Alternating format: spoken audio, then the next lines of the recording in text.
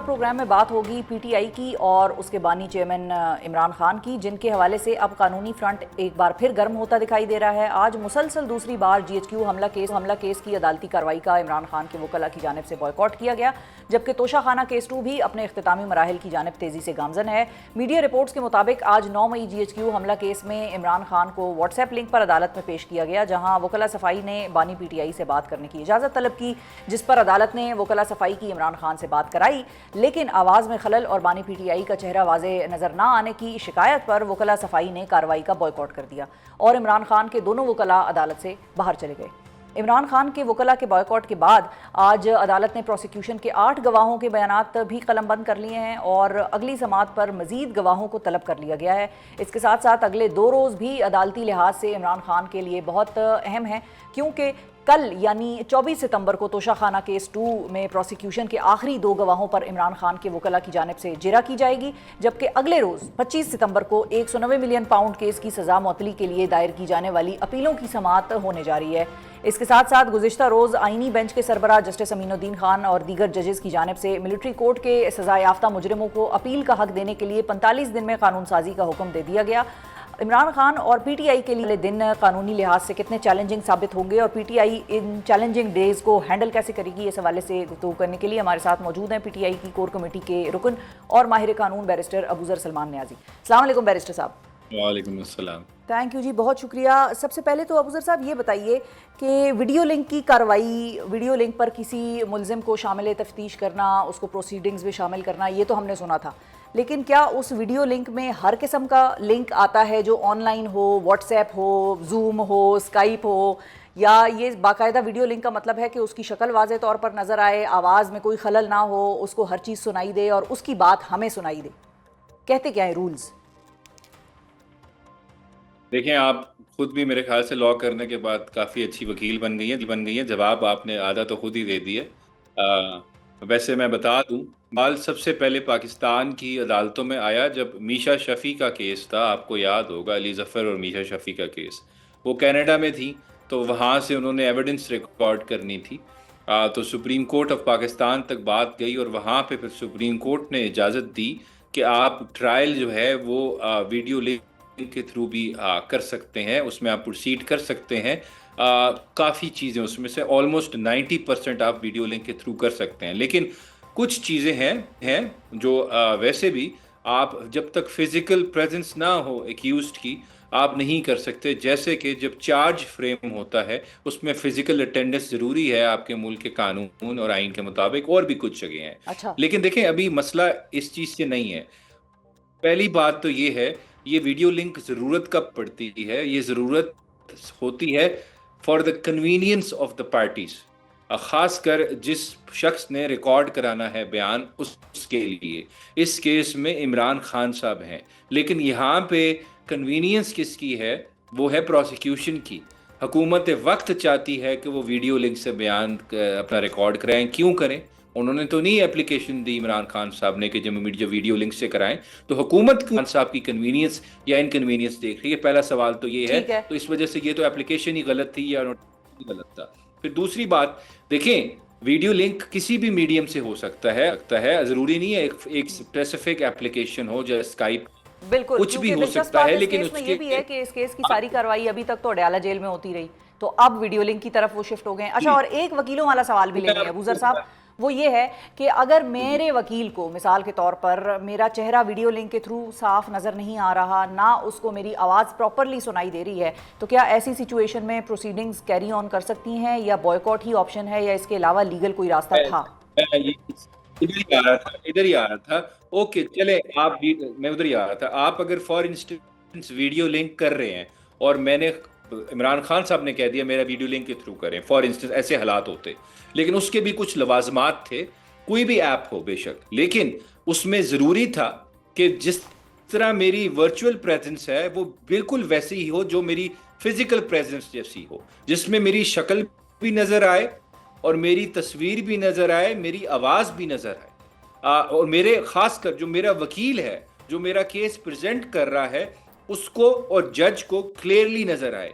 ये नहीं है कि आप जज साहब को उनकी आवाज़ सुना दें और उनकी शक्ल दिखा दें एक 5 सेकंड की वीडियो कॉल करके आप कहें कि जी अटेंडेंस मार्क हो गई है, वो प्रेजेंट है, नहीं, उसी वक्त वहां पे आपने अपने वकील सफाई से मशवरा करना होता है, उसको कुछ इंस्ट्रक्शन देनी होती है, उससे आपकी कम्युनिकेशन इस्टेब्लिश होना बहुत जरूरी है। ठीक है, उसके बगैर फेयर ट्रायल नहीं हो सकता। ठीक है। आप मुझे और मौका नहीं दे रहे कि मैं अपने आप कर लूं प्रॉपरली। सो ये बदनीति पे बेस्ड है सारा कुछ, जो सही बायकॉट किया और इसको करना भी चाहिए। ये प्रोसीजर की वायलेशन है, सब्सटेंटिव लॉ की वायलेशन है, टोटल गैर कानूनी काम हुआ। अच्छा, इस प्रोसीजर को चैलेंज भी किया जा सकता था, मतलब इस सारी प्रोसीडिंग्स को चैलेंज किया जा सकता था इंस्टेड ऑफ बॉयकॉटिंग।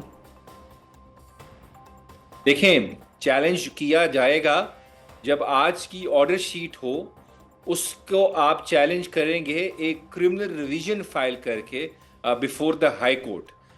लेकिन मैं आपको साथ आपकी इंफॉर्मेशन में ऐड कर दूं, हमारी डिस्कशन हुई है लीगल कमेटी में। ठीक है।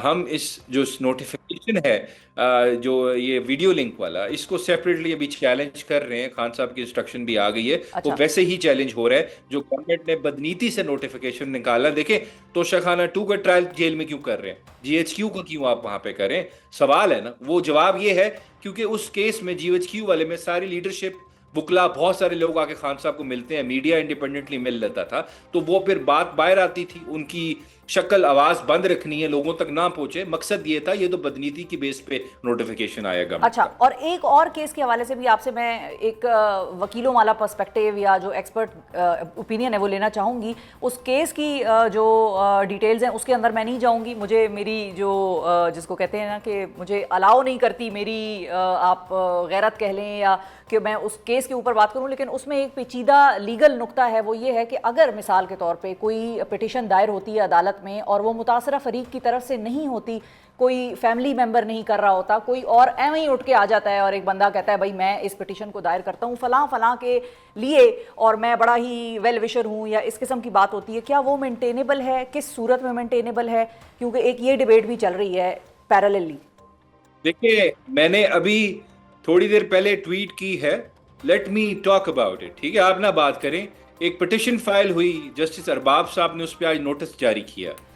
वो पिटिशन फाइल होती है कि जी इमरान खान साहब और उनकी वाइफ को जो कंजूगल राइट्स जो है वो इस्टेब्लिश करने के लिए प्रिवेसी दी जाए, वहां पे उनका फंडामेंटल राइट इन्फ्रिंज हो रहा है। कोई शर्म होती है, कोई बंदे के अंदर तमीज होती है कि आप जो है किसी का प्राइवेट मैटर मीडिया पे ला रहे हैं, अदालत में लेके जा रहे हैं। देखें, सबसे पहली कंडीशन होती है, लीगल प्रिंसिपल है कानून में, लोकस स्टेंडाई।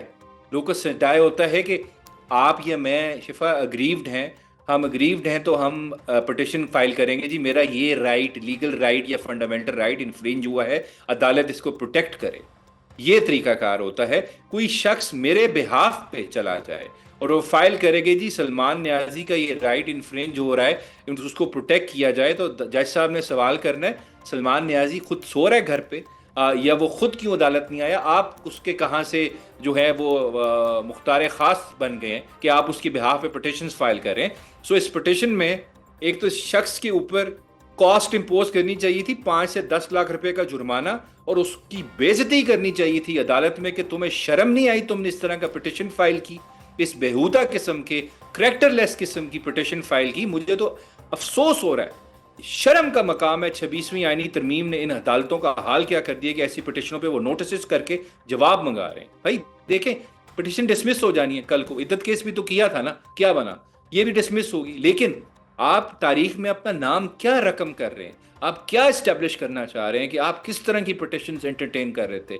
जुडिशरी को देख के बहुत अफसोस हो रहा है। पहले भी बड़े फैसले अफसोसनाक आ रहे हैं, लेकिन इस लेवल पे हमारा जो जस्टिस सिस्टम वो गिर जाएगा, ये मैं अपने वाइल्डेस्ट ऑफ ड्रीम्स में भी इमेजिन नहीं कर सकता था, जो हाल हो चुका है जुडिशरी का। अच्छा, अब चूंकि आपने जुडिशरी की बात की है अबूजर साहब, 25 तारीख को एक सस्पेंशन का सारा सिलसिला लगा हुआ है इमरान खान साहब का, जो 190 मिलियन पाउंड केस है उसके सज़ा की सस्पेंशन का। सो मैं आपसे ये जानना चाह रही हूँ कि, और दूसरी तरफ पैरेलल ही चल रहा है तोशाखाना केस 2 भी, आपको क्या लगता है उसमें जमानत पहले होगी या इस तोशाखाना में सज़ा पहले देंगे? देखें, जिस तरह एक रियासत की मशीनरी जिसके अंदर अदलिया भी इंक्लूडेड है इस्तेमाल हो रही है, जिस तरह वो कहते हैं ना क्योरोग्राफ्ट होती है खान साहब की सजाएं, वो किस तरह ये पैटर्न चल रहा है पीछे। एक चीज में सजा जब होती है, उससे 2 दिन पहले दूसरे में खान साहब को, या उससे 2 दिन बाद उसमें उनको छोड़ दिया जाता है, या तो उनकी बेल अलाउ हो जाती है या उनकी कन्विक्शन ओवरटर्न हो जाती है, लेकिन उससे 2 दिन पहले उनका अरेस्ट इफेक्चुएट हो चुका होता है किसी और केस में, या उनको किसी और केस में 2 दिन पहले सजा हो चुकी है। पिछला मैं पैटर्न तो देखूं तो यही लगता है मुझे ठीक है। कि तोशा खाना पहले सजा आएगी, उसके बाद अलकादिर का केस हाई कोर्ट उड़ाएगा, और उड़ाना भी चाहिए, लेकिन ठीक है। जस्टिस 9 महीने हो गए हैं, अलकादिर केस की सस्पेंशन नहीं लगी सेंटेंस की। यही बाबर सत्तार साहब फैसला देते हैं कि जी डीजीपीटीए जो है वो उनकी इलीगल अपॉइंटमेंट, उनको हटाया जाए। एक दिन में उनकी अपील लगती है, ऑर्डर सस्पेंड कर देती है हाई कोर्ट की डीबी।